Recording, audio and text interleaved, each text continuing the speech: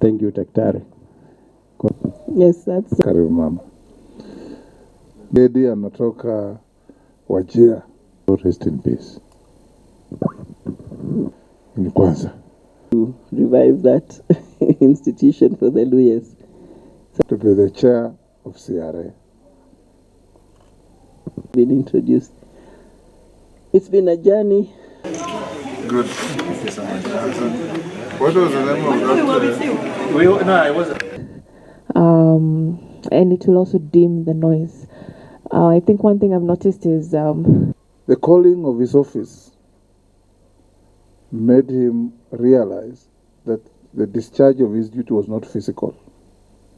It was legal, it was intellectual, it was constitutional. And he left it there. That is the good man that we are seeing off very soon. Ambaye naongelewa, Mheshimiwa Bukosa aliongelea, sisi kutafuta upape kwa matanga. Hii kitu tuachane nayo. Tuwe watu ambaye tunaheshimika kama wabunge.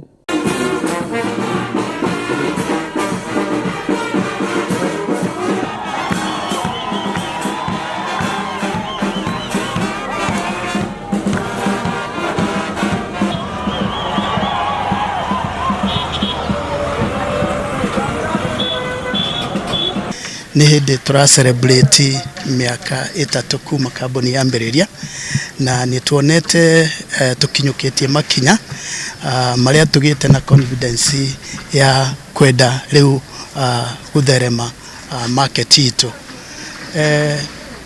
in terms of tukienda ku expand ni tukubatara support and especially in terms of magoti maria turariha kuria turathie county iria turathie gutwara biathara respect to turihe gari citu cia distribution ni turariha uguo uria kuhana ni ati magoti manginyiha nayo kambuni ni gutherema ihote kwandika andu ihote kunyitirira bururi na bururi na guthie na mbere na ningenete gukorwo ndi haha tugikungwira miaka 3 ya uthii mwega wa irio na mutu na quality njega thiini wa customer itu na gutuma customer itu makene muingi wa gikaro giki kindu kia mbere ugunikite na njira nyingi to mention with one wandikani ni youth andu aingi ha 80% ya staff aria megukune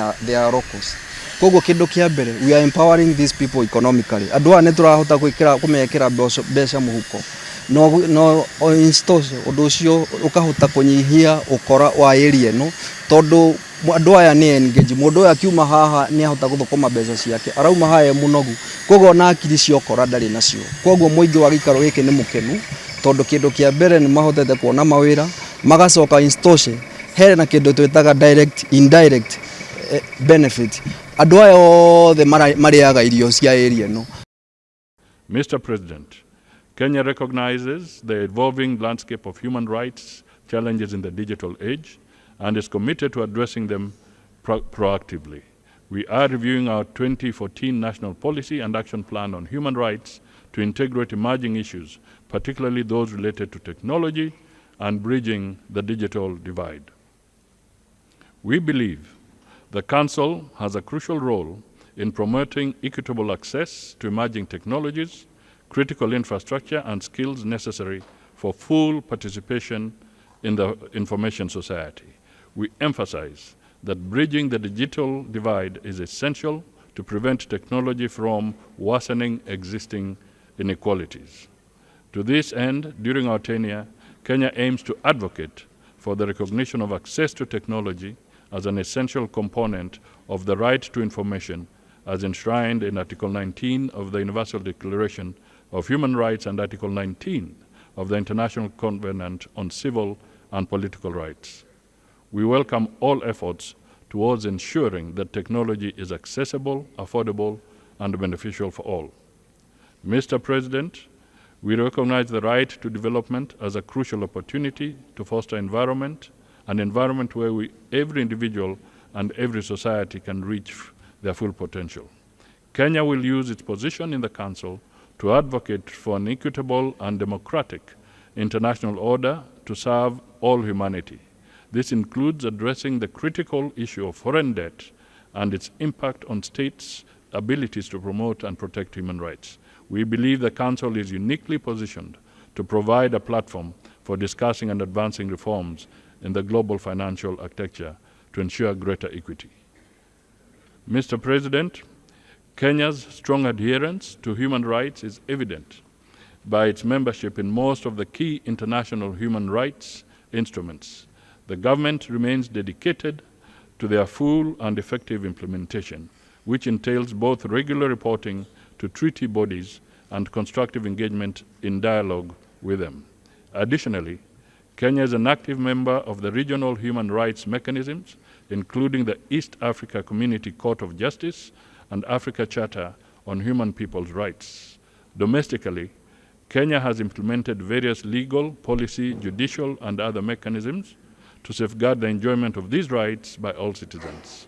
In 2010, Kenya established one of the most progressive constitutions in history. Its Chapter 4 is dedicated to the Bill of Rights, which protects fundamental freedoms and rights. This Bill of Rights applies to all people and state organs without discrimination. Kenya is cognizant of the fact that corruption is a threat to human rights. Corruption often facilitates and aggravates human rights violations, particularly against vulnerable groups, by hindering their access to rights and services such as legal representation and a fair trial, property rights, education, health, and social protection. We continue to strengthen institutions, legislation, regulations, and policies to fight corruption, including the Ethics and Anti-Corruption Commission. Still, Kenya has upheld its commitment by maintaining a standing invitation for special procedures since 2015 and has consistently accepted requests and responded to recommendations subject to their respective functions. And in recognition of the valuable contribution of civil society organizations, public and national human rights commissions, Kenya actively engages with them through various fora and incorporates their perspectives in its periodic reports. Kenya has extended the arc of human rights protection to vulnerable groups, including refugees, through legislation and policies such as the Shirika Plan, which is a premier refugee integration and management program. Kenya has guaranteed the dignity and economic rights of these victims of forced displacement. Mr. President, in conclusion, as a steadfast champion of the Council and its vital mechanisms, Kenya pledges to continue our proactive engagement on the international stage as we take up our seat in the Council. We reaffirm that human rights remain the cornerstone of our shared humanity, guided by our Constitution and the Universal Declaration of Human Rights as the bedrock of international human rights standards. Kenya is committed to fostering a just society both at home and globally. We have set a high threshold in protecting and expanding freedom of expression, free press, upholding sanctity of life, countering all forms of violence, including gender-based violence and femicide, amongst others. Our cardinal goal is to contribute to a more just, equitable, and a human rights respecting world for all. I thank you.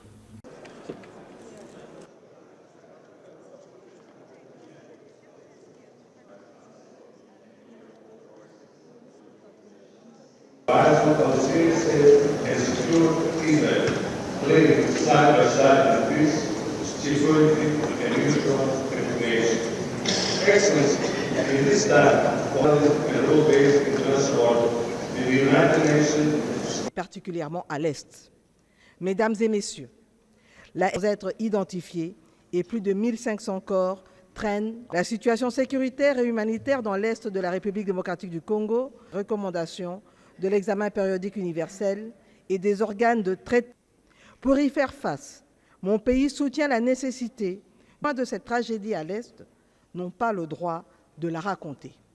Concernant le droit à un environnement sain, la République démocratique du Congo, messieurs, il m'est impossible de vous décrire les cris et les mettre une bonne prise en charge des milliers de blessés, de déplacés et de s'assurer du respect.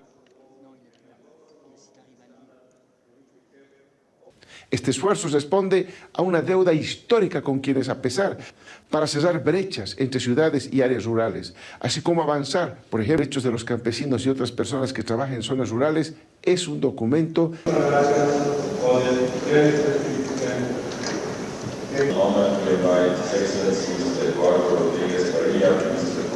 por defender el derecho internacional humanitario y de poner fin a... Seguiremos levantando nuestra voz en defensa de los pueblos oprimidos, del desarrollo económico, social y cultural de las sociedades en todo el planeta. Reivindicamos también como una prioridad los derechos junto con Cuba, Gambia, Luxemburgo, Sudáfrica.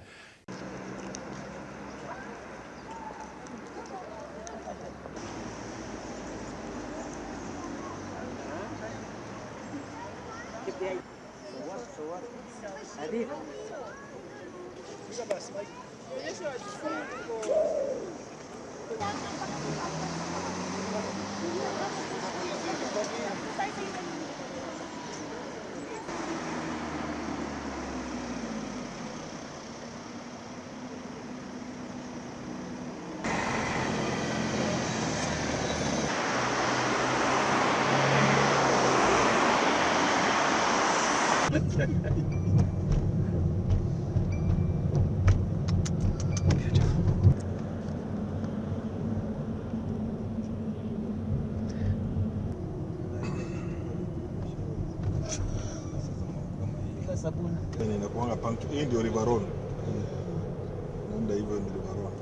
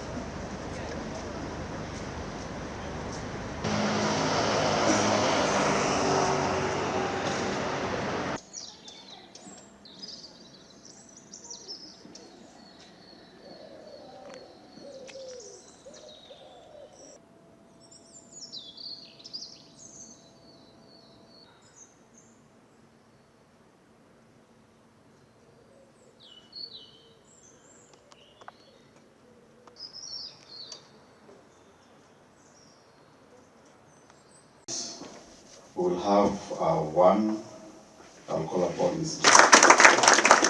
Thank you. This is the first. Thank you. There's some problems here. We're going to get into a short Q&A session. Question to you, Your Excellency, is and all protocol observed by fellow Kenyans. We just want to...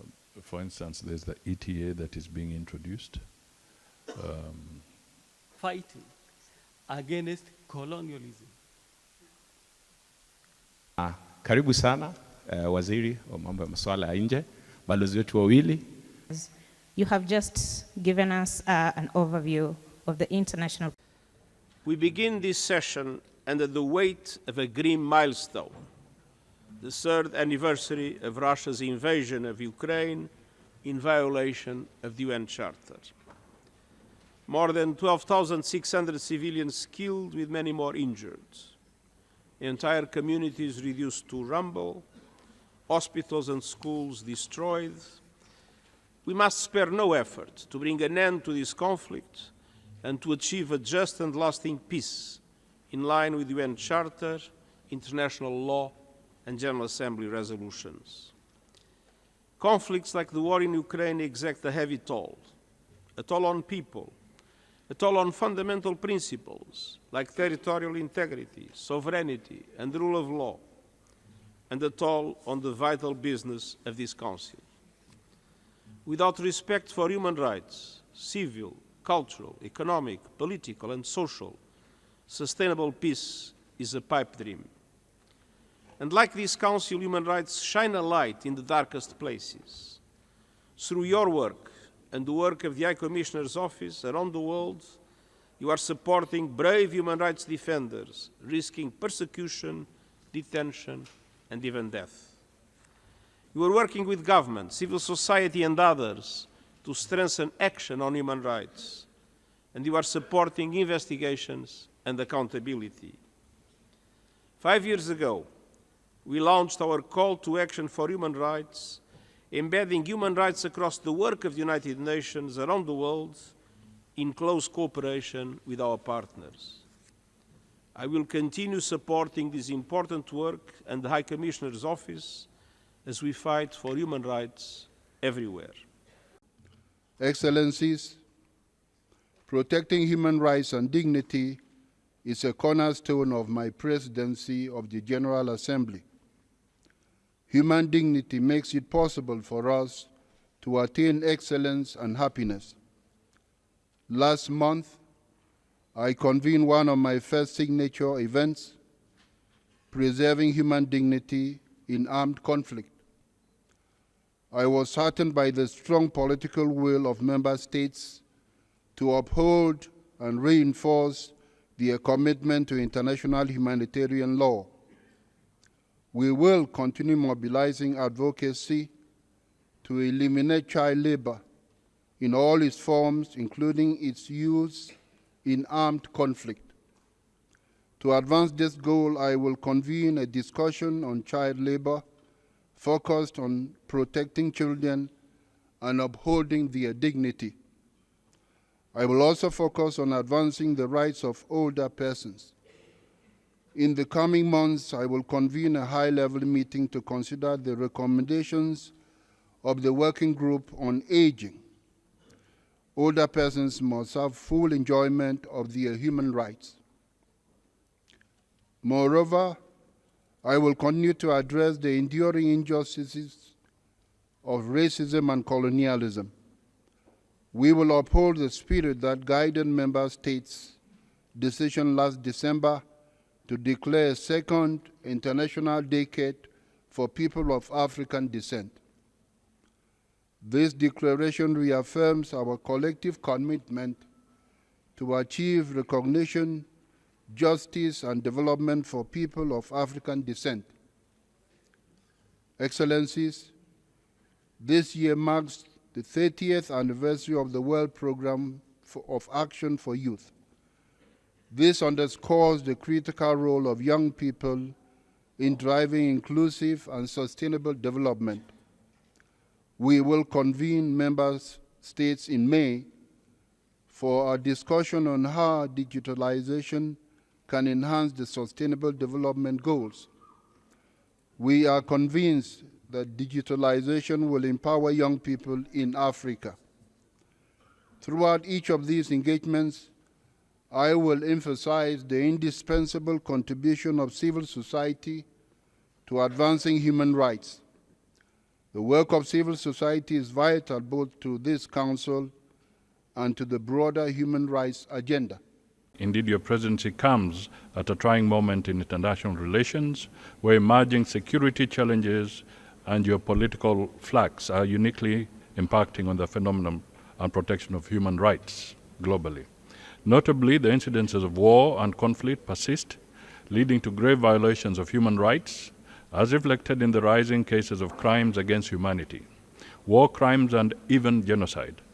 The implication is that the Council's crucial role in addressing abuses, preventing conflict, and its emphasis on the need for peace has become more important.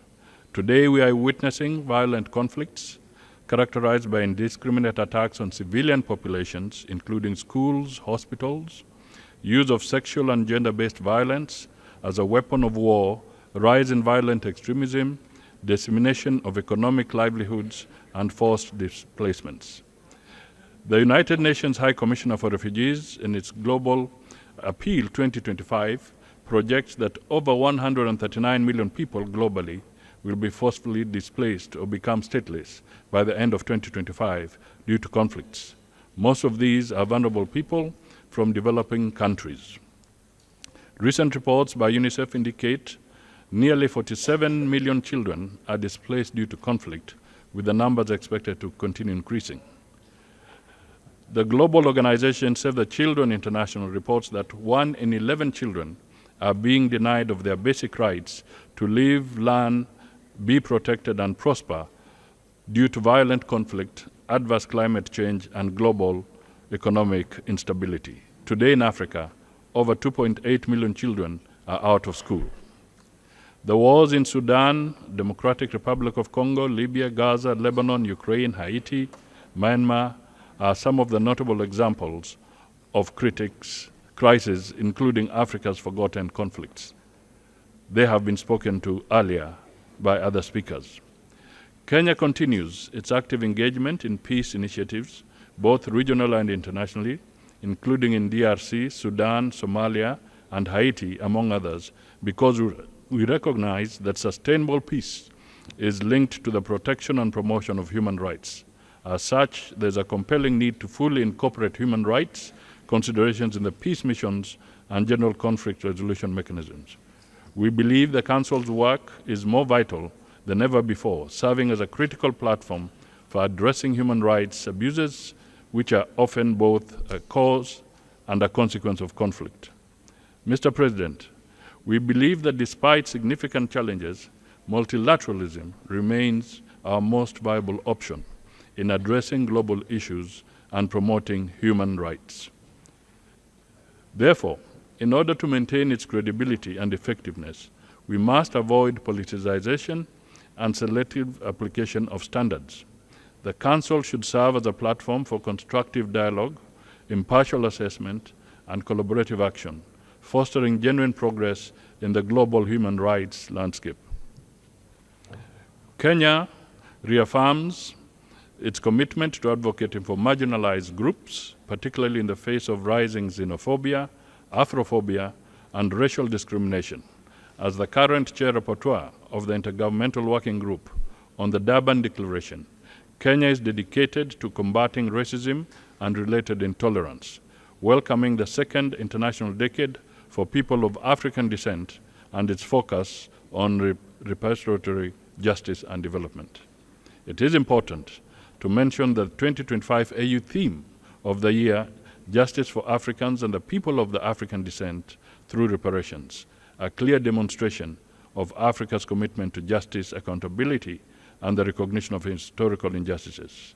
Kenya commends the Council's crucial work in recognizing the inextricable link between climate change and human rights. We acknowledge the urgent need to address environmental crisis as a recognition of the direct connection between environmental degradation and human rights abuses. Kenya will continue to champion this cause during our tenure on the Council. In this regard, we emphasize the importance of respecting the principles enshrined in the Paris Agreement.